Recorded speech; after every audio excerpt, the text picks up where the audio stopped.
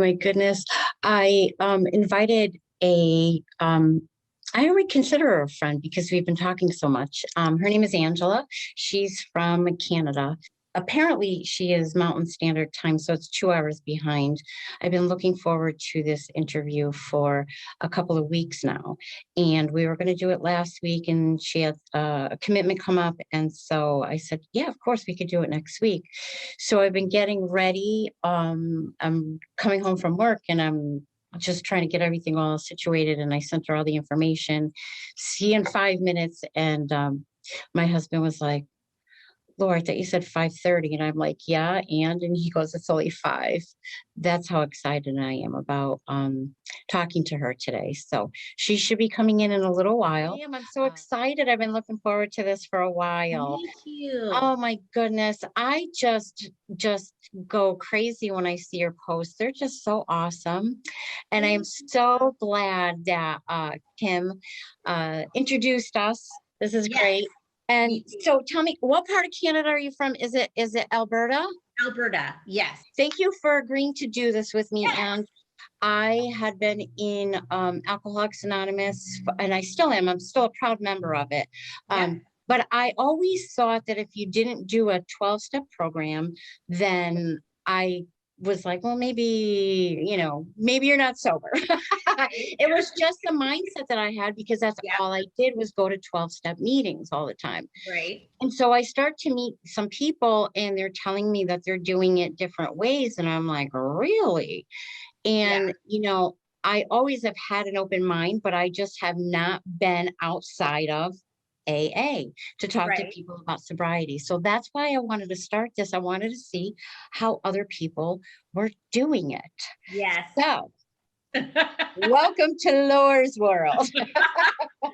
I'm glad to be here. Tell me a little bit about yourself, dear.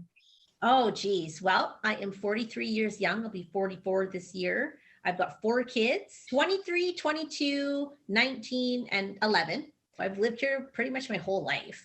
I had really great parents. My dad was a minister. He was a licensed social worker. My mom had worked for the Edmonton Catholic School Board for 3 decades. I don't know, I guess I just decided to go left. Like I just was just that kid, I started experimenting early. I was 12, I think. Well, I was, 11 or 12 when I had my first drink. A lot of it is a big blur, to be quite honest. Okay. But honestly, this past year has been the most impactful year of so much growth, like just mind, body, and soul. Just my body has been through just these incredible, like holy, the past year has been crazy, but it's been worth it. What made you decide to get sober? Well, I don't want to give the generic answer because I know like my heart is like, well, my kids, right? But it's like, I couldn't do that for them. It had to be within me. And to be quite honest, so this time last year when COVID first hit, I had stocked up, went to the liquor store, and I actually still have that picture. So I had a few bottles of, tequila is what I drank. Tequila shots and all I drank.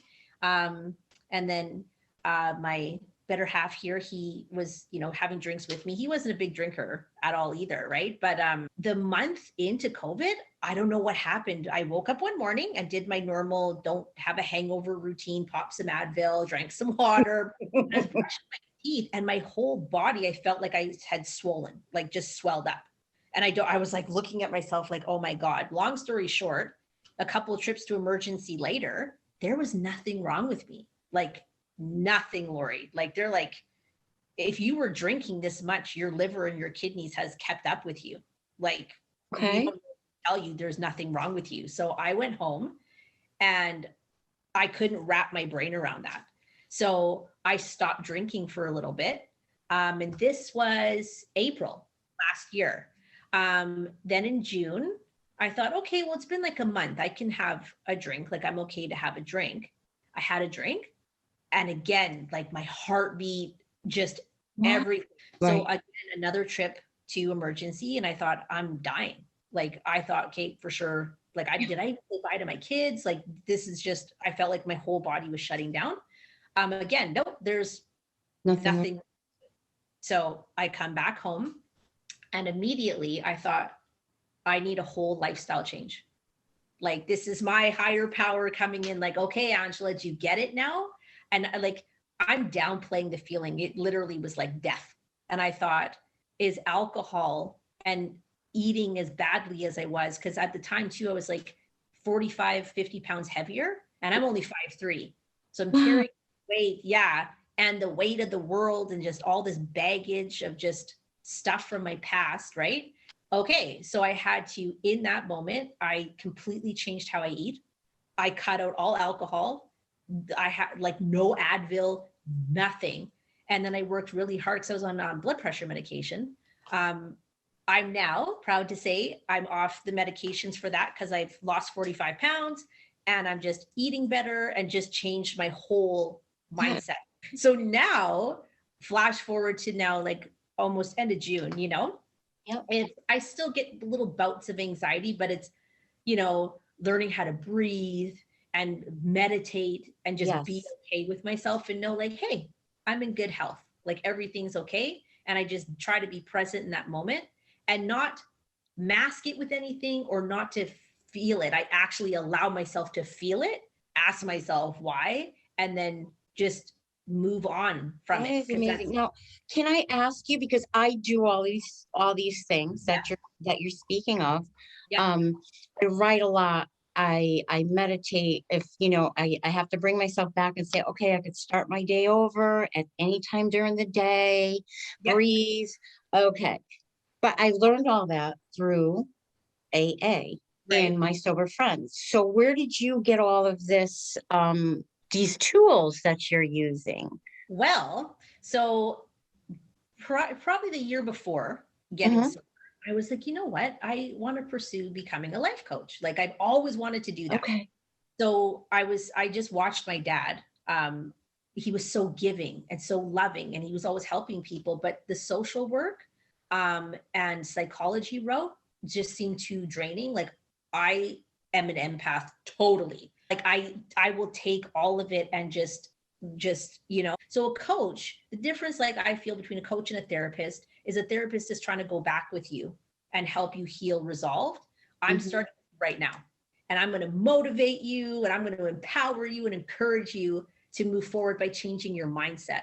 And so June 6th was my 1 year sober. Congratulations. Woo! I can't even believe it. Like if you knew how I was drinking before, and that's the thing, like I'm a girl even now, even though it's been a year, I'll pick up right where I left off. So there's no such thing as one drink for me. I'm having a full bottle. Yeah. It's maybe all or nothing. Why open it? Exactly. Why open it? Angela, I hear so many stories of people that have a year, 2 years, 5, 10, 15, and they start drinking again. And they go right back to where they were. And every single person tells me it gets even worse. And I cannot imagine it getting worse. So I'm going to trust that their stories that they tell me. And I don't want to find out. I do not want to find out. I don't miss that at all. Yes. At all.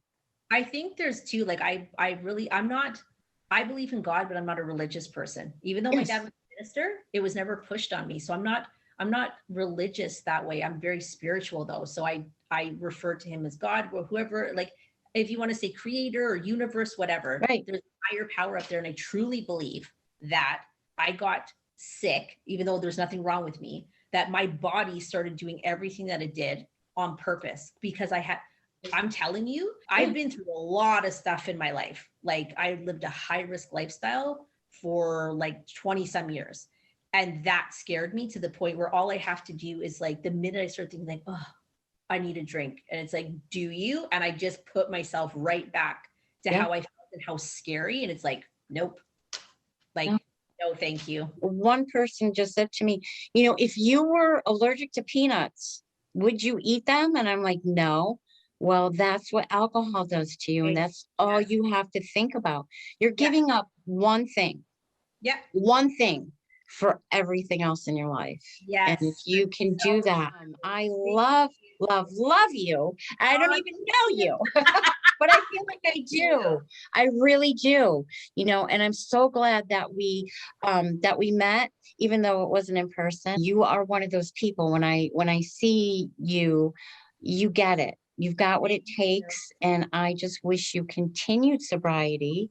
And Yes. I wish you just a life full of happiness and keep doing what Thank you're you. doing. I'm going to have to check out maybe I'll have you as a life coach. Right.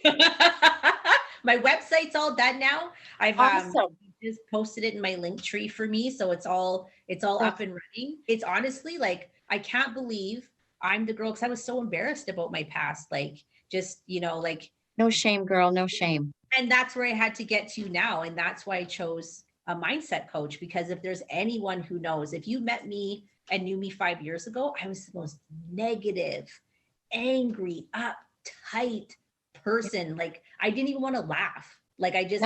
I get it. Yeah.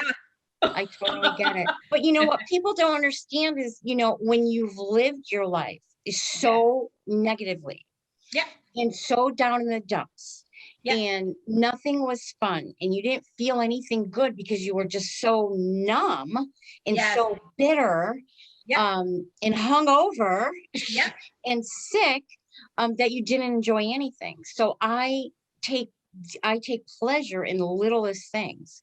Yes. Does that mean that I am up, up, up, up all the time? Oh my God, no. Exactly. Yeah. But instead of crawling up in a ball and staying in bed for a week, saying, poor me, poor me, poor me, it might last a day, if that. I know how to get myself out of it a lot quicker. Yeah. Exactly. That's all it is. It's having the tools. Yes, that's so important. I look at it like, wow, who knew I get to help people? And I feel driven every morning I wake up. I was a part of a best-selling book. I'm in a book. I spoke at the U of A here in October. I was so nervous. It's the first time I've ever done. I had my notes. I'm so I saw you. That's okay. It's all right. But you know what? It's so awesome what you're doing. And it helps to heal you, most importantly. But if you could help one person, it's so worth it. Yeah, that's so worth it. I'm actually meeting with the board CEO board member for the Sexual Assault Center for Edmonton on Tuesday to possibly sit on the board, because that's a huge, like, near and dear to my heart charity and organization. I'm always advocating for mental health and survivors of sexual exploitation. It's like very important for me. And that's another thing, like, to me, the money is just a bonus. Like, I get asked that a lot, like, pricing and blah, blah. It's like, I don't even think of that. It comes to me after, because it's like, it's an afterthought. It's an afterthought. And that's great. I'm starting a survivor line. So it's being printed. I order t-shirts and buttons, and I'm investing in all of this. And then I've got another line coming out, just empowering. I'm starting out with women now, but I want to, eventually have like a couples coaching kind of thing, because it all starts with your mindset. And absolutely. I didn't do it, and I was nervous too, because I don't want to come across like, well, I don't take meds, and I never went, like, I don't go to AA. No, like no, I hear you. I hear you. I used to, trust me when I tell you, I would, if somebody told me they were on medication for something in the beginning, I was like, well, then you're not sober. Like, but that was the judgmental, like, because this is how you're supposed to do. Right, exactly. It's so not like that. It's so not like that. A lot of people need to take medication. They do. And there is nothing wrong with that. Nothing wrong with that. Oh my God, you're such a shining light. I just adore you. You keep on doing what you're doing, and I can't wait to see what's coming next. And I want to get a t-shirt. Absolutely. I promise I'll send you one. Yep. All right, awesome. Honey, it was a pleasure, an absolute pleasure meeting you more face to face. Yes. And I look forward to watching what you do. So you take care of yourself. Thank you so much. You're welcome. Mwah. Mwah. See you. Okay. Bye, honey.